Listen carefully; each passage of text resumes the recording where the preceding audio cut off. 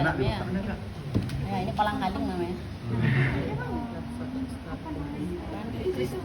Lensa kristalina ini dia diam di bawah dari kornea, jadi paling depan. Di sekelilingnya tuh baru iris yang bagian mata berpigmen yang sering berwarna biru, hijau, coklat. Jadi di tengah-tengahnya tuh ada ini, ada lensa kristalina, baru nanti akan menimbulkan ada titik hitam di tengah yang namanya pupil.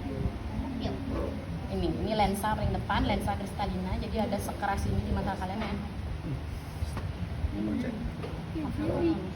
Oke, kita akan mulai. Jadi untuk mata dibagi menjadi bagian terluar dan bagian terdalam. Kalau untuk bagian terluar ada kelopak mata itu namanya palpebrae. Palpebrae itu ada palpebrae dalam atau kelopak mata ketiga, kita sebut sebagai konjungtiva, yang putih-putih ini, yang pucat. Ini bisa kita cek pada hewan yang sakit gitu. Bisa kalau dia sakit dia tuh warnanya putih atau pucat, kalau dia sehat warnanya pink. Ini ya, palpebrae konjungtiva. Putih-putih ini. Ini palpebrae konjungtiva. Sedangkan yang ada hitamnya ini namanya fornic konjungtiva. Kelopaknya aja palpebrae, bulu matanya ciliary. Kalau bola mata saja itu dia bulbus oculi. Kemudian ada konjungtiva, jadi ada selaput yang mengelilingi dari bulbus oculi itu namanya bulbular konjungtiva. Bulbular konjungtiva. Untuk mata mulai dari anterior sampai posterior. Jadi yang lapisan terluar yang bening ini, sebenarnya dia bening tapi ini keruh karena kena formalin. Namanya kornea. Jadi yang lecet, bisa lecet tuh ini ya korneanya ya, kegores korneanya, kornea. Ini kornea. Kemudian ini ada garis hitam, jadi kelilingnya itu lingkaran hitam, itu namanya granula iridica. Granula iridica. Yang putih-putih namanya putih mata, sklera. Di bawah dari sklera, jadi ada lapisan kedua dan ini tidak bisa dilihat secara anatomis. Kita bisa lihat secara histologisnya, namanya retina. Jadi di bawah dari sklera itu retina. Retina itu terdiri atas 10 lapisan lagi. Salah satu yang pertama adalah sel kerucut sama sel batang yang memberi warna pada saat kalian melihat. Oke, untuk mata, jadi yang paling depan ruangan di bawah dari kornea itu namanya anterior, terdepan. Dan yang dalam, yang luas banget itu namanya posterior. Untuk di anterior itu isinya ada lensa kristalina tadi, iris. Kemudian di belakang dari iris itu adalah ora serrata.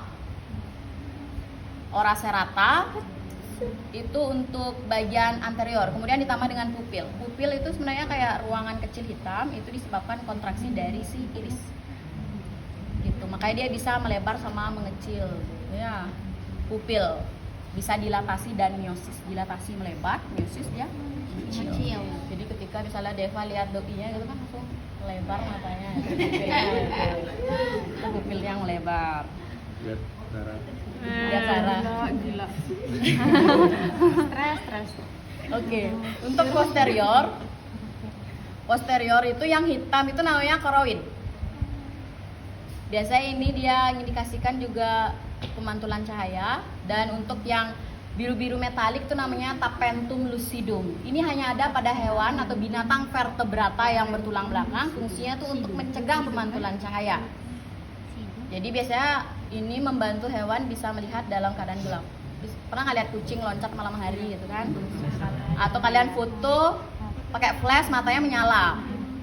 Ya itu karena efek dari tapetum lucidum ini. Termasuk kalian ya. Kalian kan vertebrata kan? Vertebrata. Spesies apa? Spesies apa? Ayo. Pilih bovine, swine, equine. Oh, bovine. Oke, jadi ini tapetum lucidum. Tengah-tengahnya itu baru namanya optic disc. Optic disc ini nyambung langsung ke nervi opticus. Ini nervi opticus, nervi kedua. Oke, itu. Jadi untuk di ruangannya anteriornya itu cairannya namanya aqueous humor, paling depan. Sedangkan di posterior cairannya namanya vitrus humor. Aqueous humor, vitrus humor. Dah? Kornea, granula iridica, iris, Di belakangnya ora serrata. Kemudian yang hitam koroid. Yang biru-biru metalik tapetum lucidum. Titik hitam di tapetum lucidum namanya optic disc yang akan nyambung langsung ke nervi opticus. Putih mata sklera, di bawah sklera adalah retina yang terdiri atas sel kerucut dan sel batang. Kemudian ada kelopak mata palpebris, bulu mata ciliaris, kemudian ada fornik konjungtiva, fornik konjungtiva di sini ya. Kemudian ini baru palpebre konjungtiva. Dan di belakangnya ini baru ada glandula lacrimalis. Jadi kelenjar air mata ini dia kita temukan di lubang yang namanya foramen sacii lacrimalis et apertura ductus nasolacrimalis. Jadi di foramen sacii lacrimalis et apertura ductus nasolacrimalis. Yang mana tuh foramennya? Foramennya nggak ada, untuk pulang langsung. Berarti langsung ke sana. Kemarin udah ketemu kan? Atau mau ketemu lagi di anak 1? Jadi nggak kelihatan. Aku. Ini glandula lacrimalisnya, ingat ya yang kuning-kuning ini. Jadi bukan yang daging ini. Oh, ini otot. Ya. Oke. Kemudian untuk mata itu ada 11 musculus. 11 musculus. Karena ini mata kanan, jadi ini adalah superiornya.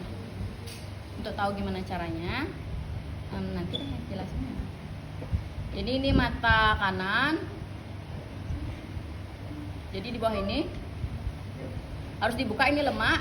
Jadi yang di atas ini adalah musculus levator palpebre superior. Kemudian di bawahnya ada melintang lagi, itu namanya musculus oblique superior.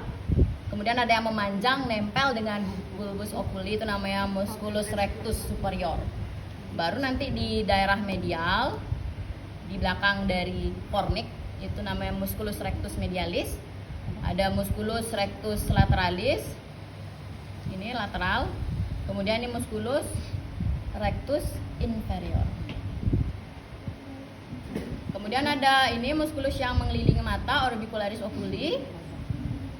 Ini ada musculus retractor anguli oculi lateralis, musculus levator anguli oculi medialis. Oke, segitu aja mata dulu.